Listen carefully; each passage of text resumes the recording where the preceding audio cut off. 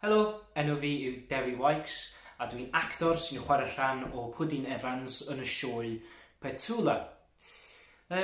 Os o'n i angen dewis hoff llyfr Cymraeg, hoff llyfr Cymraeg fi yw Tân ar y Comin gan T. Llew Jones.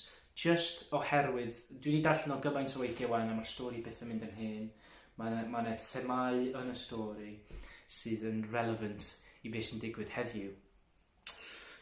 Hefyd, os o'n i angen dewis llyfr Saesneg o'n i'n hoffi, neu fy hoff book series fi yn Saesneg, bydde fi angen dweud y Jack Reacher series gan Lee Child. Maen nhw mor hawdd i'w darllen, full of action, and you can get lost in any of the Jack Reacher books. So dyna fe dwi wedi pigo am y dau llyfr dwi'n hoffi'r mwyaf.